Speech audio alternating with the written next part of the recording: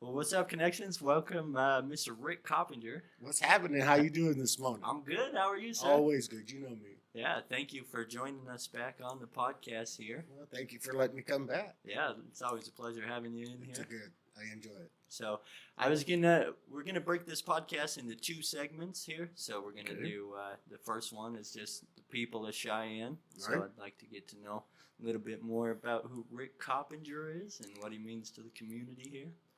I don't know what I mean to the community. I know that I am I'm an encourager. Um, I encourage people to be better than what they were yesterday. Love it. Um, the city, I owe the city more than they ever owed me.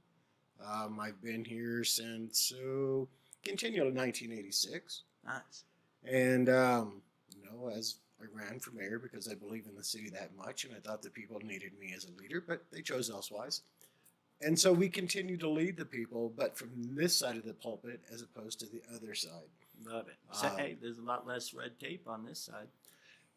You would like to think that, Fair but enough. the people form their own red tape. And Mhm. so, and I like that because they tell me on a regular basis, you shouldn't be like that. That's not who we think you are.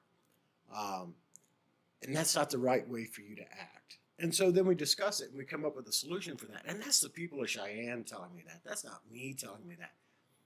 But I still get to be me. Right. Does that make sense? That does make sense. They correct my errors. And I'm okay with people correcting my errors. I like that. That Yeah. keeps me true. Yeah, and it keeps you in that growth process. Absolutely. Absolutely. I have a lot of people who come and correct my errors too, whether I want their input or not. They give it to me. Exactly. Exactly. So I guess maybe a better question here is instead of what do you mean to Cheyenne, what does Cheyenne mean to you? I have been in this city nonstop since 1986. That tells you a great deal. Mm-hmm. Cheyenne is an amazing city, amazing, and I don't say that lightly.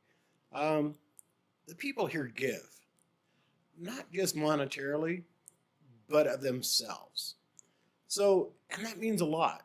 You can go, and I have been many places in my life that people just ignore you, and that's not how Cheyenne is. Right. You've experienced. Look at the growth that you've had. And it wasn't because of you, it's because you offered, but the people believed in what you had to offer. And so they supported you. Yep. And your thoughts. And they at an incredible level. Like Right. something like I've had way more support from the community of Cheyenne than I've had from my own family. Right. Besides my wife. Right. But the community has been absolutely incredible here. Yeah. They rally behind you. And it doesn't matter what it is, whether they believe in it or not. If you believe in it and you ask for help, the people are there. Period. The people will be there. We are not a community of I know that it exists, but you don't see it it's not as prevalent as in other places. What's the word I'm looking for? Not a bunch of racist. How's that? I like It doesn't matter. We accept you for who you are. Yep. We judge you mainly by your character, and that's it. And that's really how it should be. Yep. Doesn't matter what color you are. If you're a turd, you're a turd. Exactly. And a rainbow comes with many other colors, Absolutely. and they're all still part of the same rainbow. And that's what made Cheyenne grow. You are who you are. We'll accept you who you are. But if you hurt people, then the community will support behind the person you're hurting. Oh man. So, I have both good and bad. I've seen this community, form a line for blocks at local restaurants, and I've seen this community really tear someone down if they're not doing what they should be. yeah, just the opposite of that line to that restaurant. Absolutely. Yep. I agree. Absolutely. It's but it's I think that you understand it. I think kind of how I do. When you have a little bit of influence in the community, you have 10 times as much responsibility, Mhm. right? Yep. And it's influence, not affluence. That's the difference. I don't want to be known as an affluent person. I want to be known as a person that you can call me and say, hey, Rick, what do you think? And I will give you your opinion because you respect my opinion. more than an influence. Does it make sense? Yeah. So I like people that they respect me because they feel that I'm intelligent enough to give them an honest opinion, and they walk away feeling better about themselves, no matter what my opinion was, good or bad. I didn't try to hurt them or tear them down. Right. If it is bad, it's just a little positive feedback. Right. And It's send growth. them on their way. Exactly. Yeah. I love that. It's for those of you guys who don't know, Mr. Coppinger reached out. Man, right off the bat when we started Connections, and you were one of the first people in the community to offer help on this level, and it was very much appreciated, Rick. You've been incredible the whole way. Well, thanks. I believed in what you were doing. I knew you could do it just by your enthusiasm, and so did a lot of the other political figures that were with us. Sam Iliopoulos, Slade Rain. I think all of us kind of pulled right behind you and said, you got a good gig going, and we'll support you. Yeah, absolutely. And, and for those of you guys who didn't watch our earlier podcasts, when we're talking about these political figures here, I think something that we tried to do a little bit differently is just, shoot from the hip and talk to you about who you are as a person, right. not who you are as a candidate. Yeah. Because a lot of candidates, put on that, I don't know, not a front or something, but we really don't care if you're Republican or Democrat. Like if you're a good person and you're going to do right by our neighbors. Right. What are you about? Right. It doesn't come with a DNR. It comes with a what are you about? Absolutely. Yeah. I refer to if you remember the Best Little Whorehouse in Texas, the governor on the Best Little Whorehouse sings a song called "Do a Little Sidestep." That's what I think of most politicians. That's what I see that song in my head when I hear them talk. And when we did the podcast in the beginning, you didn't get that. You got the true, honest person as to what they felt, what they thought, and what they saw, and how they wanted to better the community.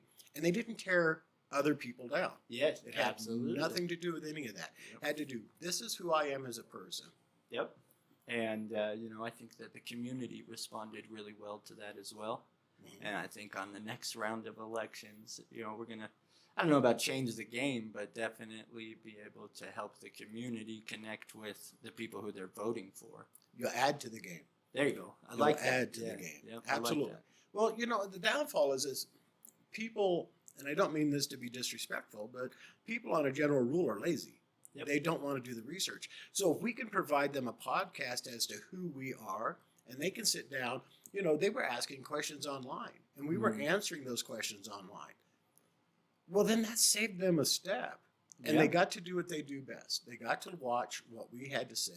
And that comes, what I see in your eyes when we speak is more important to me than the words that you say when you spoke them. I can tell your truth here. Mm-hmm. It is truly the eyes, the opening to the soul, the window to the soul. Absolutely. So I completely agree. And I think giving them a chance to be able to tune in from the comfort of their home. Right. Because a lot of times, and I'll admit, I thought all you guys in the upper echelon of our community here, I didn't even know if you put your pants on the same way in the morning. I was a little intimidated by you. Well, sometimes I question whether I put them on the same way every morning too, so it's okay. That's why I have a mirror.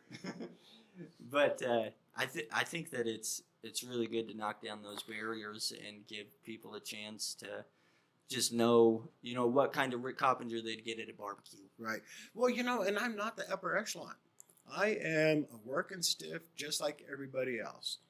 My job is a little different than most people's, but I have done everything anybody else in the community has done. I've worked in the oil fields. I've managed an airline.